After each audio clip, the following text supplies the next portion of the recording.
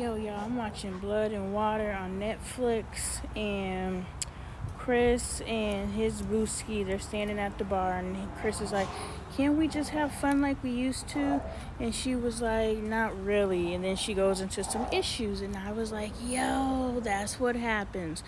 Women, I'm speaking heterosexually, women shrink themselves because they just want to be loved, so they're willing to go in 100% into his love language. This is all day. This is all day.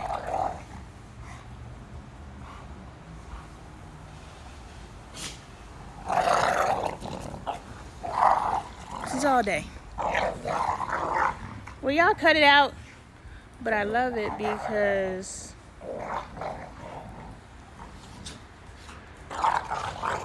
they be doing acrobatics and aerials and stuff. Like, it's crazy to actually watch these two. And I think it's god-awful cruel. Get down. I think it's god-awful cruel for anyone who could watch that in a violent nature. But because they're just playing,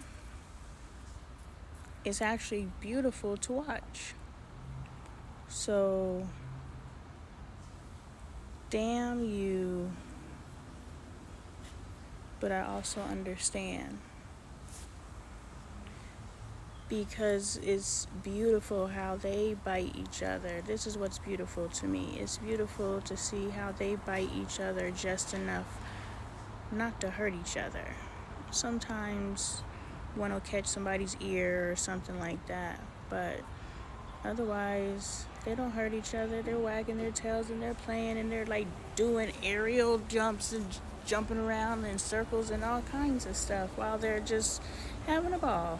And this is the aftermath. They go mind their business, and Alfalfa goes and messes with Kaya. Kaya's like a little dummy, hits him over the head a couple of times. They break, go lay down, and then fight. That's what they do. And it's beautiful because Kaya has taught Alfalfa how to bite at Caden, because Caden messes with Alfalfa. And we keep telling them, Alfalfa's gonna catch you.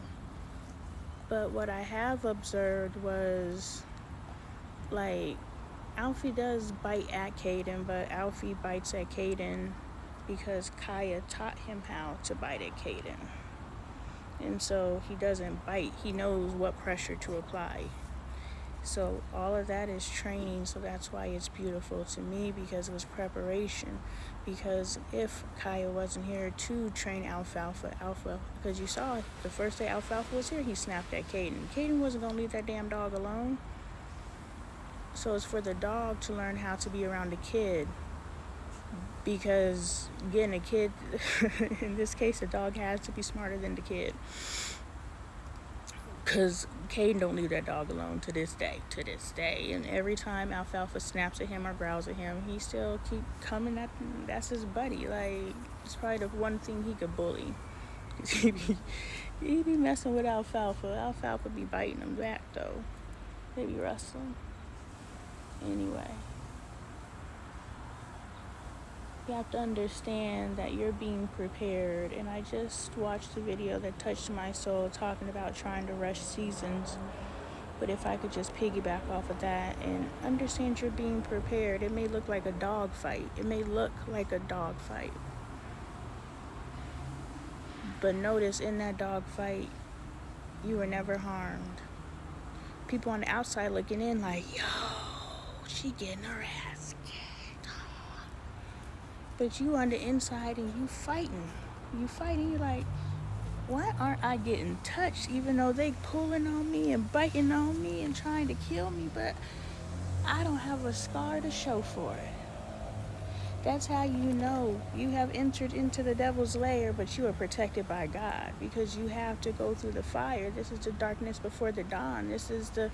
You have to go through something to go to something. And we just learned that from two dogs dancing in my yard. And that's why it's so beautiful to watch. Because I know on the back end, Both dogs are still alive. That's the difference. There's nothing spilled on the ground. No one was hurt. It's all love. That's the difference. But on the back end, I know that Alfalfa was being prepared to handle Caden. Because Caden needs a friend. Whatever relationship they got going on, he loves these damn dogs. He lives with the dogs. Judge yourself. That's their relationship. It's really their relationship. And Alfalfa needs a home. And that's my baby. And he would have to go if he bit my baby. So, the point that I got on here, though, was... Why did I get on here? Hold on.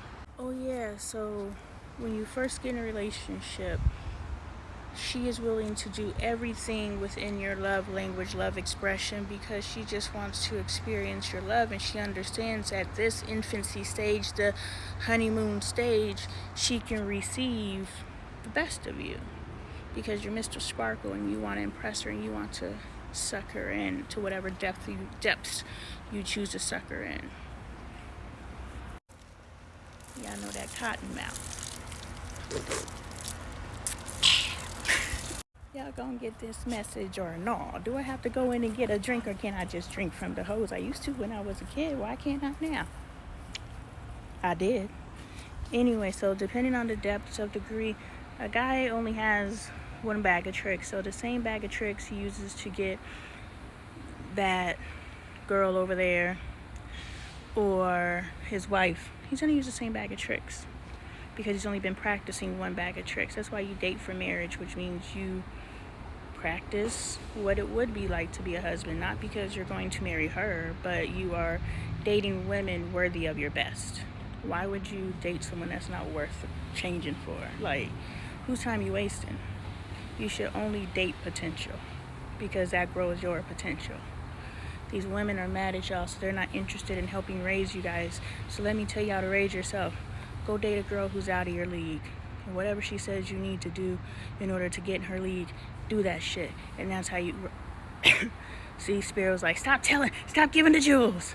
That's how you grow yourself. But after a while, she's done. She was hoping that her willingness to move like he moves would encourage him to start moving like she moves, because that's reciprocity.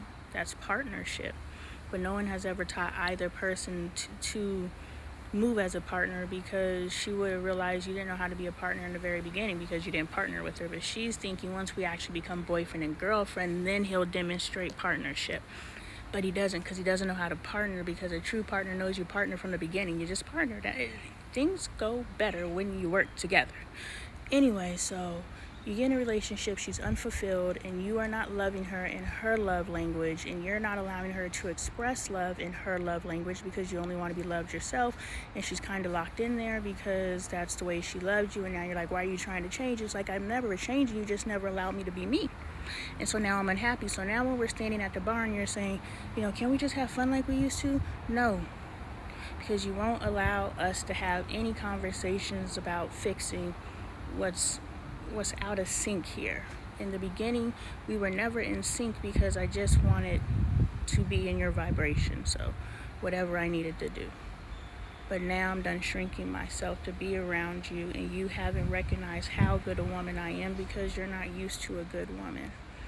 And I haven't really shown you because I've shrunk myself. So can I take some accountability here? Stop dating beneath your energetic self. If you can't grow him, why are you there? Because growing him grows you. The higher you get him to go, the higher you got to go to take him. So, like, if we just focus on giving instead of taking, we would solve a lot of our problems. Instead of male versus female. I ain't raising no man. If his mama didn't do it, fuck the next bitch. Hollering, sisterhood. His mama's a sister too, sis. So is that next bitch.